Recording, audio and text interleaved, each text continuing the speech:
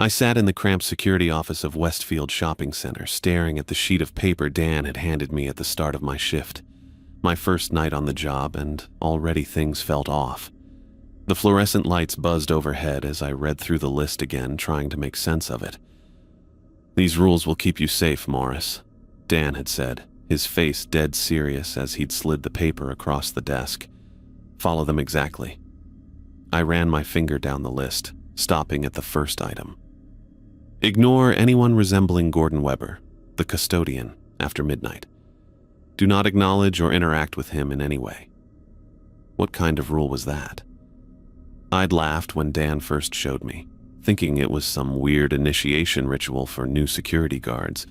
Every workplace had its jokes for the new guy. At my last job, they'd convinced me I needed to file daily reports on the vending machine inventory. "This is a joke, right?" I'd asked. Dan hadn't smiled. "Just follow the rules, kid." The office clock read 11:15 p.m. I tucked the paper into my pocket and grabbed my flashlight. Joke or not, I needed this job. The rent on my apartment wasn't going to pay itself, and security work was the best I could find with my limited experience. If playing along with their prank was part of the gig, I could handle it.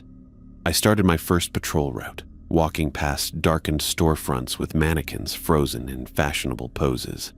The mall had closed to shoppers at 9, but the cleaning crew was still working, vacuuming floors, emptying trash bins, wiping down surfaces. Near the food court, I spotted an older man in a blue uniform pushing a large floor buffer. He looked up as I approached. "You must be the new night guard," he said, extending his hand. "Gordon Webber. I handle the overnight cleaning." I shook his hand. "Melvin Morris. First night." Gordon nodded. "Dan's got you doing the graveyard shift, huh? Tough break for a new guy." "It's not so bad," I said, though the empty mall echoed strangely around us. "I'm used to being up late anyway." "Well, you won't see much of me," Gordon said, turning back to his buffer. "I'm always out by 11:30. Don't like being here after midnight." He gave me an odd look. Never did. I thought about the rule on my list. "Any particular reason?" Gordon just shrugged. "Place feels different at night, that's all. Anyway, good meeting you. Good luck with the job." I continued my patrol, making mental notes of emergency exits and security cameras. By the time I'd completed my first full circuit, the cleaning crew had packed up and left. The mall was completely empty now, just me and 50,000 square feet of retail space. The clock on my phone read 12:10 a.m. I'd been checking it regularly, curious about what would happen after midnight. Nothing seemed different. The same empty corridors, the same quiet hum of the ventilation system, the same soft muzak playing over the speakers. I was passing the west corridor when I heard it, the squeak of wheels on polished floor. I turned and saw a figure at the far end of the hall, pushing a mop bucket. The blue uniform was unmistakable. Gordon. Hadn't he said he always left by 11:30? I started to raise my hand in greeting when I remembered the first rule. Ignore anyone resembling Gordon Webber after midnight. The figure moved with strange, jerky motions, like someone who didn't quite know how their limbs worked. As it came closer, I could see it was definitely Gordon. Same face, same uniform, same build. But something was wrong. The movements weren't natural, and his eyes, they didn't blink. My heart jumped in my chest. This had to be part of the prank. Dan must have hired an actor to dress up like Gordon and walk around weirdly to freak me out. The fake Gordon pushed his mop bucket closer, the wheels making that distinctive squeak with each turn. I kept my eyes forward and walked past, pretending not to see him. The hairs on the back of my neck stood up as I felt him watching me. I kept walking, focusing on the sound of my own footsteps. Behind me, I heard the squeak of the mop bucket wheels turning to follow. I quickened my pace slightly, fighting the urge to look back. The squeaking followed me for several more steps, then suddenly stopped. When I finally dared to glance over my shoulder, the corridor was empty. I let out a breath I hadn't realized I was holding. This was an elaborate prank, I told myself. But why would Dan go to such lengths? And why did Gordon make that comment about not wanting to be here after midnight? I pulled out the list again, reading the first rule. The paper felt heavier somehow, more significant. Maybe these rules weren't a joke after all. I tucked the paper back into my pocket and continued my patrol, now hyper-aware of every sound in the empty mall. What other strange things might happen tonight? And more importantly, why did these specific rules exist in the first place? I continued my patrol through Westfield, clutching my flashlight in one hand and the rule sheet in the other. The mall felt even emptier now, with only the soft hum of the air conditioning and the occasional flicker of motion-sensing lights breaking the silence. My encounter with whatever had been pretending to be Gordon left me on edge, making each shadow look like a potential threat. The food court loomed ahead, its tables and chairs arranged in neat rows like some bizarre restaurant after closing. I slowed my pace, remembering the second rule on the paper. I pulled it out and read it again. Rule number 2. If you see a mannequin on the upper level after 1 a.m., maintain eye contact with it until 1:20 a.m. Do not break eye contact for any reason. If you do, run. I checked my phone. It was 1:05 a.m. Great timing. I carefully kept my gaze lowered as I entered the food court area, focusing on the tiled floor beneath my feet. The thought of looking up and seeing a mannequin watching me from the second floor railing made my skin crawl. I'd worked retail before. Mannequins were creepy enough during daylight hours, standing frozen in fashionable poses. The idea of one that needed to be watched, that might do something if I looked away. I didn't want to find out what would happen. I walked with measured steps, counting the floor tiles, studying the patterns of dirt that the cleaning crew had missed, anything to keep from looking up. The upper-level balcony circled the entire food court, and I could feel the weight of the empty space above me as I crossed the open area. My neck muscles tensed with the effort of not looking up. It was like fighting against a magnet pulling my eyes upward. I wanted to look, needed to look, but the memory of the fake Gordon's unblinking stare kept my head down. I made it through the food court without incident and let out the breath I'd been holding. I tucked the rule sheet back into my pocket and checked my phone again. 1:17 a.m. I'd managed to avoid the mannequin situation entirely. Maybe it wasn't even up there tonight. The next section of my patrol route took me toward the elevators. 3 of them stood side by side, their polished metal doors reflecting the dim emergency lighting. I approached slowly, remembering the third rule. Rule number 3. At 2 a.m., you will hear someone calling for help from the middle elevator. Press the call button, but do not look inside when the doors open. I checked my phone again. 1:45 a.m. I had 15 minutes before the elevator incident was supposed to happen. I decided to complete my patrol of the nearby shops first, keeping an eye on the time. The shuttered storefronts looked peaceful enough, metal gates pulled down and locked. I swept my flashlight across each one, checking for any signs of break-ins or other issues. Nothing out of the ordinary, just the usual displays of clothes, electronics, and housewares frozen in time until morning.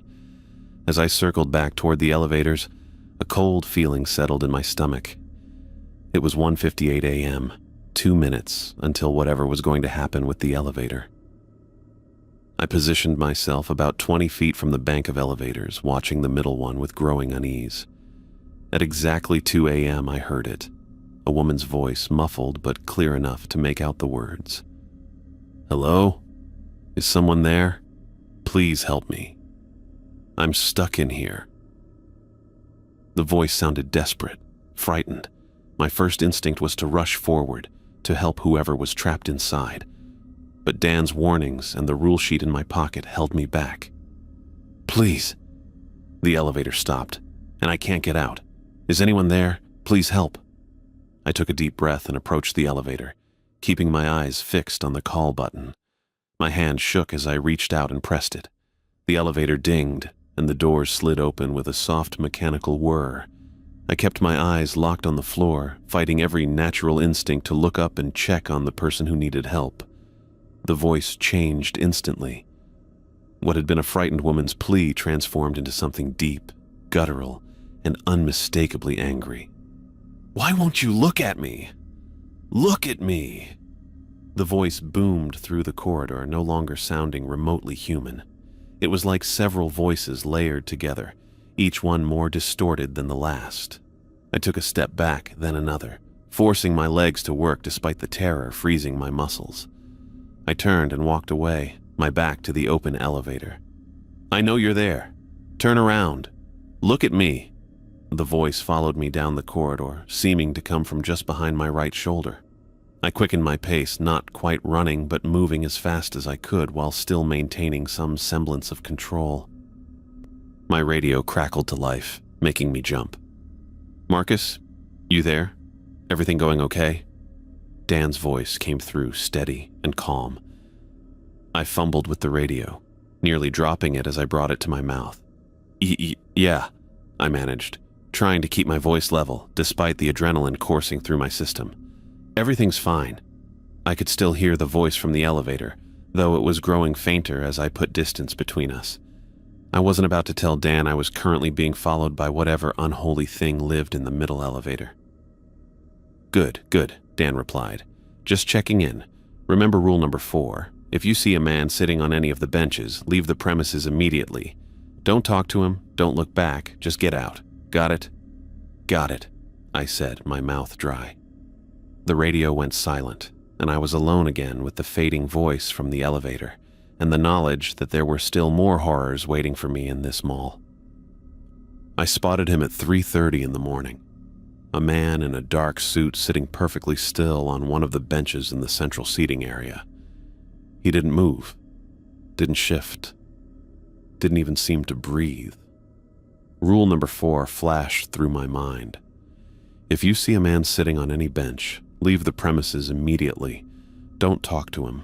Don't look back. My hand shook as I grabbed my radio.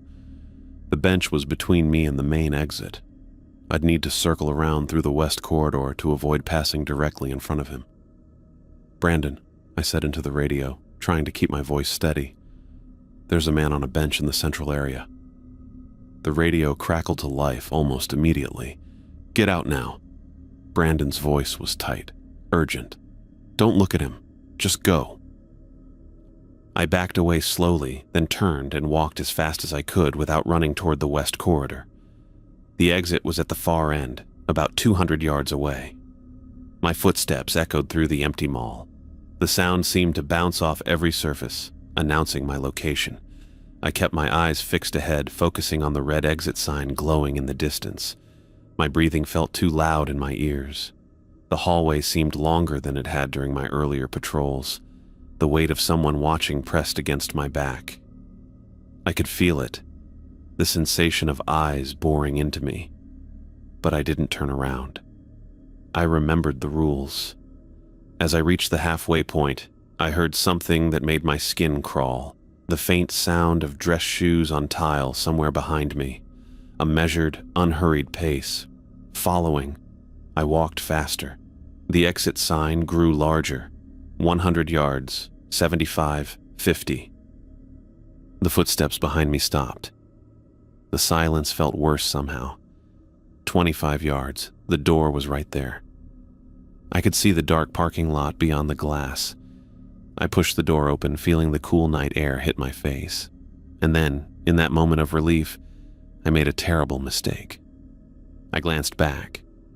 The man had turned on the bench. He was looking directly at me from across the mall. Even at this distance, I could see his eyes catch the emergency lighting and reflect it back. 2 perfect circles of light, like an animal's eyes in headlights. I stumbled through the door and let it swing shut behind me. The parking lot was empty except for my car and Brandon's truck at the far end. I ran to my car, fumbling with my keys, dropping them once before managing to unlock the door. Once inside, I locked all the doors and started the engine. My hands were shaking so badly I could barely grip the steering wheel. I pulled out my phone and called Brandon. He answered on the first ring. "Are you out?" "Yeah," I said, my voice cracking. "I'm in the parking lot." "Did you look back?" His voice was flat. I swallowed. "Yes." Brandon was quiet for a moment. "Go home. I'll come in early to check things out." "What was that thing?" I asked. "What are any of these things? The fake Gordon, the mannequin, the elevator voice?" "I don't know." Brandon cut me off. "I've worked here 8 years and I still don't know what they are. I just know the rules keep people safe." "But go home, Marcus. Get some sleep. I'll see you tomorrow night." He hung up before I could ask anything else. I drove home in a daze, checking my rearview mirror every few seconds, half expecting to see reflective eyes staring back at me. When I got to my apartment, I double-checked all the locks and left the lights on while I tried to sleep. The next evening, I arrived for my shift 15 minutes early. Brandon was waiting in the security office, looking tired. "Everything's back to normal," he said as soon as I walked in. "Whatever that thing was, it's gone now. At least until the next time." "I can't do this," I said. "This job is weird, terrifying." "Yeah, I know." Brandon rubbed his eyes. "Look, if you want to quit, I get it. Most people don't last more than a week once they see what's really going on here." I wanted to quit. I should have quit. But rent was due in 2 weeks, and my bank account was nearly empty. Finding another night job that paid this well would take time I didn't have. "I'll stick with it," I said finally, "but I'm following the rules exactly." Brandon nodded. "That's all any of us can do." Over the next few weeks, I got better at navigating the mall's supernatural residents. I learned to patrol certain areas before specific times to avoid encounters. I memorized all the rules and kept the sheet folded in my pocket at all times. I still saw the fake Gordon most nights, pushing his squeaky mop bucket through the corridors after midnight. I still averted my eyes from the upper level after 1 in the morning to avoid seeing the mannequin. I still pressed the elevator button at 2 without looking inside when the doors opened. But I never saw the benchman again. Brandon told me that was normal. Some of the entities appeared regularly, others only occasionally. I started bringing a thermos of coffee and extra batteries for my flashlight. I downloaded podcasts to listen to during the quiet hours when nothing strange happened. I even began to develop a routine, marking off sections of the mall on my mental checklist as I completed each patrol. The fear never completely went away. I still jumped at unexpected sounds. I still felt my heart race whenever I had to follow one of the rules. But the terror became more manageable, a low hum of anxiety rather than the paralyzing dread I'd felt those first few nights. It was like living with a chronic illness. You never get used to it, not really. But you learn to function despite it. You adapt because you have to. And so I did. Night after night, I returned to the mall with its impossible residents, following the rules that kept me alive until morning. 3 months had passed since I started working as a night security guard at Westfield. The job that had once filled me with dread had become just another routine. My nights followed a predictable pattern. Patrol routes timed to avoid the strange entities that haunted the mall after hours. I'd gotten used to ignoring the fake Robert as he pushed his squeaky mop bucket around after midnight. I kept my eyes down when passing the upper level after 1 a.m. to avoid seeing any mannequins. At 2 o'clock, I dutifully pressed the middle elevator button when I heard the woman's cries for help, but never looked inside when the doors opened. The benchman hadn't reappeared since that first night, which Brandon said was normal. Some entities showed up less frequently than others. The fear hadn't completely gone away. It had just changed shape, from paralyzing terror to a dull background anxiety I could function around. I'd developed little coping mechanisms, downloaded podcasts for the quiet hours, brought a thermos of coffee to avoid using the break room alone, and kept extra batteries for my flashlight. I even had a mental checklist for each patrol route. What I hadn't figured out was what these things actually were. Brandon wasn't much help, Whenever I asked, he just shrugged and said, "Does it matter? The rules keep us safe." But it did matter to me. I wanted to understand why I was avoiding eye contact with mannequins and ignoring janitors. Were they ghosts? Something else? And why did they follow such specific patterns? I was on my 2 a.m. patrol, having just dealt with the elevator incident, when I noticed something odd near the service corridor. A door that was always locked stood slightly ajar. The maintenance tunnel entrance. In 3 months, I'd never seen it open. I stopped and stared at it for a moment. Protocol said I should radio Brandon about any security breaches. But Brandon was off tonight. His first sick day in the 8 years he'd worked here, according to him. I'd been left alone to handle the shift. I weighed my options. I could call Brandon at home, but he'd sounded terrible on the phone earlier. Besides, it was probably just someone forgetting to lock up. Maybe the real Robert before he left for the night. "I'll just check it out quickly," I muttered to myself, pushing the door open wider. The beam of my flashlight cut through the darkness, revealing a concrete corridor that sloped gently downward. The air smelled musty and metallic. I took a few cautious steps inside, letting the door rest against my foot to prevent it from closing completely. The maintenance tunnels ran beneath the entire mall, connecting utilities and providing access to the underside of escalators and elevators. I'd seen them on the building schematics, but never had a reason to come down here. As I moved deeper, my flashlight beam caught something on the wall. I stepped closer, frowning. Strange markings had been drawn directly onto the concrete, symbols I didn't recognize. They looked like they'd been made with red paint, or something else that had dried a rusty brown color. I followed the markings, turning a corner, and then stopped dead in my tracks. My flashlight illuminated what could only be described as a shrine. It was built into a small alcove in the wall, a shelf-like space that had been decorated with candles, dried flowers, and what looked like personal items.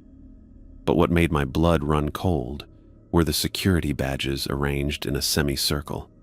Mall security badges. At least a dozen of them. I stepped closer, my hand shaking slightly as I directed the beam of my flashlight across the display. I recognized some of the names from stories Brandon had told. Guards who had quit suddenly or couldn't handle the night shift. James Woodley, Tara Chen, Miguel Santos, all former night guards, according to Brandon. My mind raced, trying to make sense of what I was seeing. Why would someone collect old security badges and create this bizarre shrine? Was this connected to the entities somehow? A soft scraping sound from deeper in the tunnel made me freeze. I held my breath, listening. Another scrape, followed by what sounded like footsteps. Slow, uneven footsteps coming toward me. I didn't wait to see what was making the noise. I backed away quickly, then turned and half walked, half ran back the way I'd come. I pushed through the maintenance door, made sure it was firmly shut, and leaned against it, heart pounding. Just a rat, I told myself, trying to steady my breathing. Or a pipe settling. But I didn't believe it, not after everything I'd seen in this place. I needed to continue my patrol. I'd tell Brandon about the shrine when he came back. He might know what it meant. I turned away from the maintenance door and headed toward the central court, and stopped dead in my tracks. They were all there, all of them. Gathered together in the open area of the central court, the fake Robert stood motionless, his mop bucket beside him, hands gripping his mop with unnatural stillness. The mannequin I'd always avoided looking at had somehow moved from the upper level to the ground floor. The woman from the elevator, something I'd only ever heard but never seen, stood there too, her form flickering slightly like a bad TV signal. And sitting on a bench at the edge of the group was the man in the dark suit, the one I'd mistakenly looked back at 3 months ago. All of them, together, staring directly at me. This wasn't supposed to happen. The entities never appeared together. They had their own times, their own places, their own rules. I stood frozen, unable to look away as the 4 figures began to move toward me with jerky, synchronized steps. I ran. I sprinted down the corridor with my heart hammering in my chest, the sound of my footsteps echoing off the walls. Behind me, the four entities moved in perfect sync, their jerky movements somehow coordinated as they pursued me through the darkened mall. I rounded the corner toward the security office, fumbling with my keys as I ran. I could hear them getting closer. The squeak of fake Robert's mop bucket, the click of the benchman's dress shoes, and something else. A strange, static-like sound that must have been coming from the elevator woman. When I reached the security office, I jammed the key into the lock, twisted it, and practically fell inside. I slammed the door shut behind me, turned the deadbolt, and dragged the metal filing cabinet in front of it for good measure. My hands shook so badly I nearly dropped my phone as I pulled it out. I hit Brandon's number on my contacts and pressed the phone to my ear, breathing hard. He answered on the second ring. "Marcus, what's wrong?" His voice was thick with sleep. "They're all out there," I gasped. "All of them at once. Fake Robert, the mannequin, the elevator woman, and the benchman. They're all together, moving together." There was a moment of silence. Then I heard rustling like Brandon was sitting up in bed. When he spoke again, his voice had changed completely, tight with panic. "That's not possible. They never gather together. Never. Something is terribly wrong." "What do I do?" I asked, my voice cracking as I backed away from the door. "This isn't in any of the rules."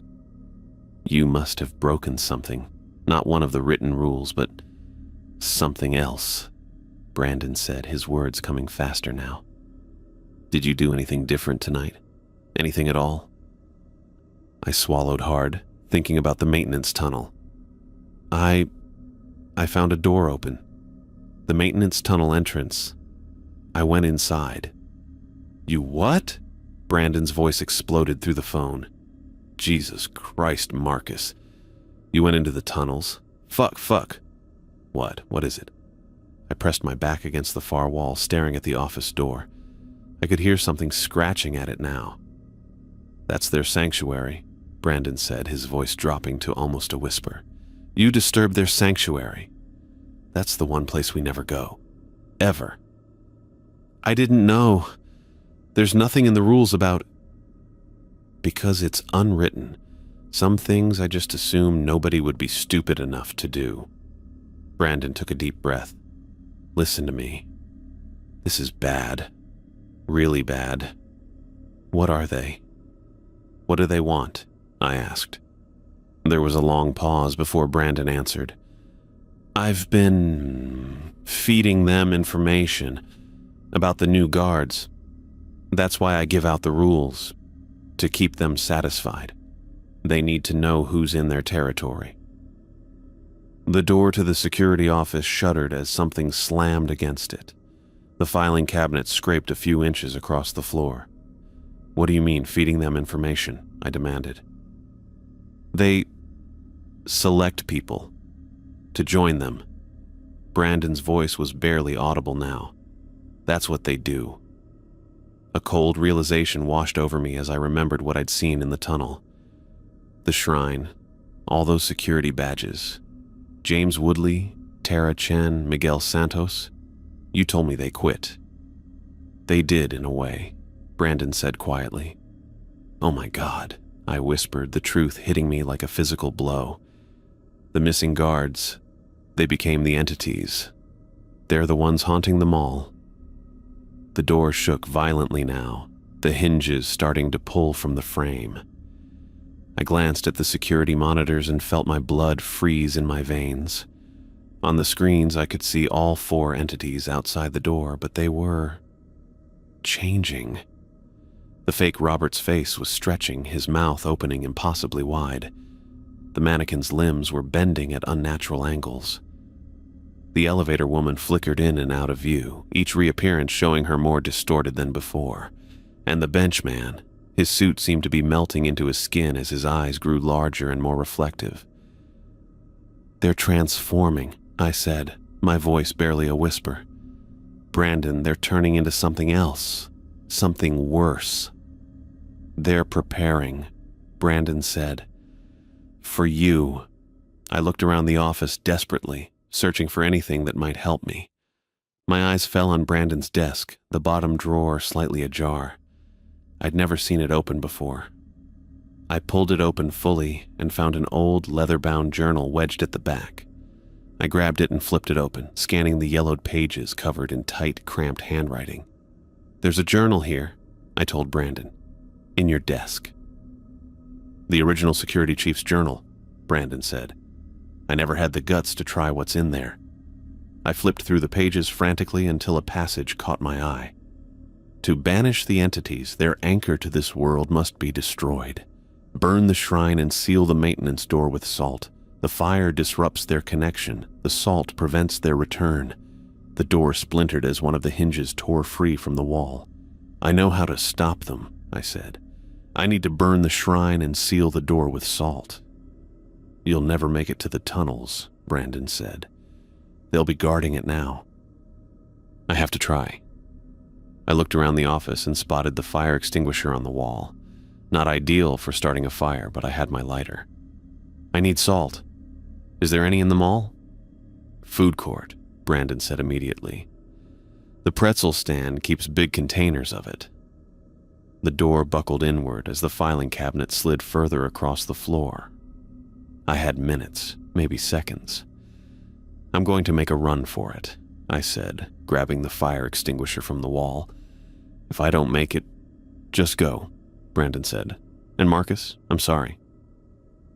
I hung up and pocketed the phone, gripping the fire extinguisher in both hands. I took a deep breath, then charged at the door, swinging the extinguisher like a battering ram. The weakened door burst outward, knocking back whatever was on the other side. I didn't stop to look. I sprinted past the entities, heading straight for the food court. Behind me, I heard inhuman shrieks and the sound of pursuit. I ran faster than I'd ever run in my life, my lungs burning as I pushed myself to the limit. The food court was just ahead. I vaulted over the counter of the pretzel stand, frantically searching the shelves until I found what I needed: 2 large containers of salt. I stuffed them into my pockets and turned to face the approaching entities. They were closing in from all sides, their forms now barely recognizable as humanoid. I had one chance. I had to make it to the maintenance tunnels. I took a deep breath, tightened my grip on the fire extinguisher, and charged toward the nearest gap between them, running straight for the maintenance door and what I hoped would be the end of this nightmare. I ran through the mall, fire extinguisher clutched tightly in my hands, the containers of salt banging against my leg in my pocket.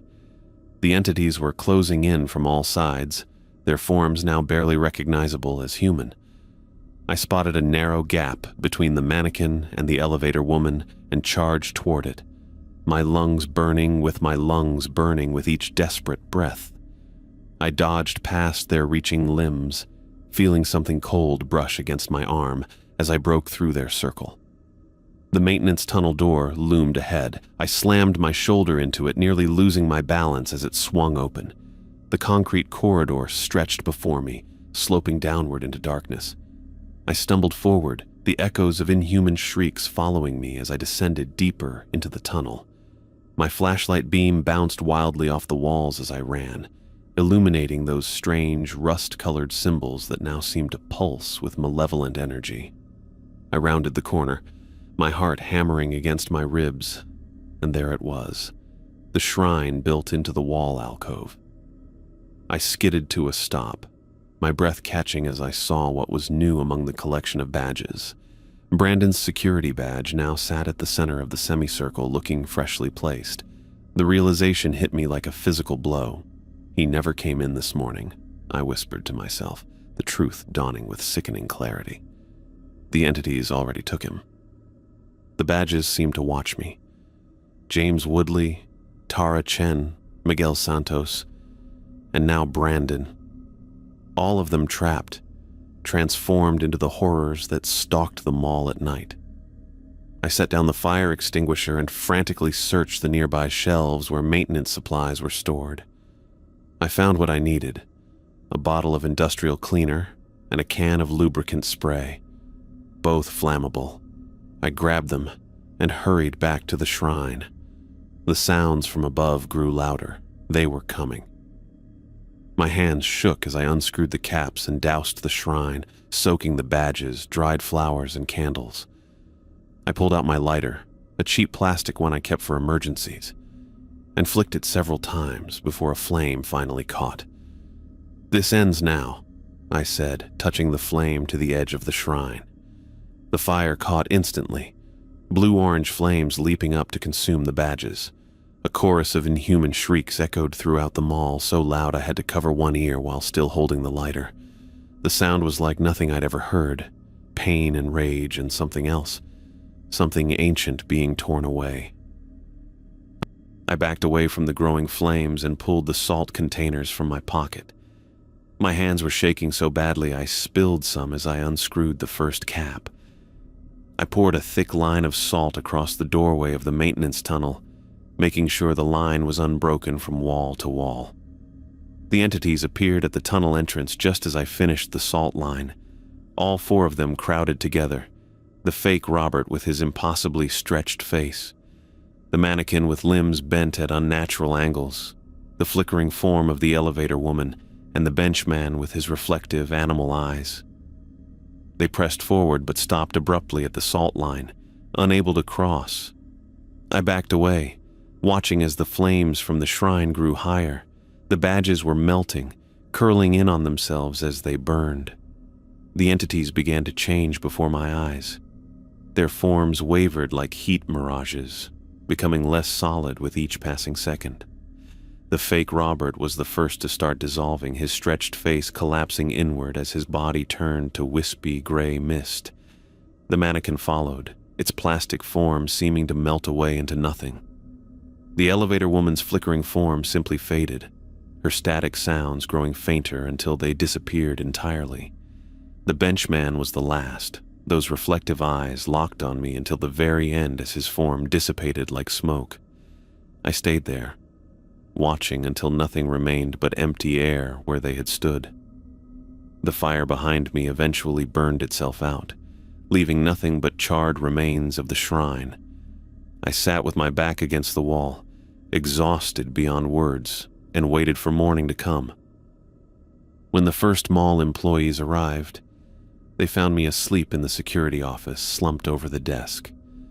I must have made my way back there sometime before dawn. The maintenance door was closed and locked, the salt line undisturbed. I handed in my resignation that same day, ignoring the confused looks and questions about what had happened to the security office door. 3 months passed. I found a new job at a warehouse across town, day shift only, and was starting to sleep through the night again without nightmares. Then my phone rang with an unfamiliar number. "Hello?" I answered. "Is this Marcus Thompson?" a young man's voice asked. "This is Richard Arnold. I'm the new night guard at Westfield Mall. I found your number in the employee records." My blood went cold. "What do you want?"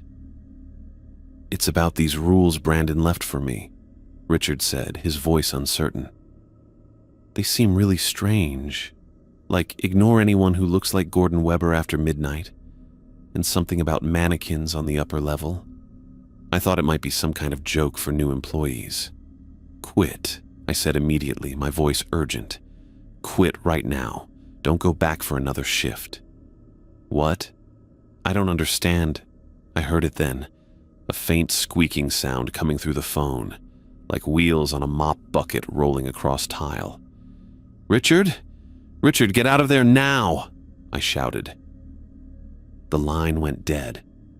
I tried calling back 3 times, but each call went straight to voicemail. I sat there holding my phone, a familiar dread settling over me. The cycle had started again, with a new victim caught in the mall's supernatural trap.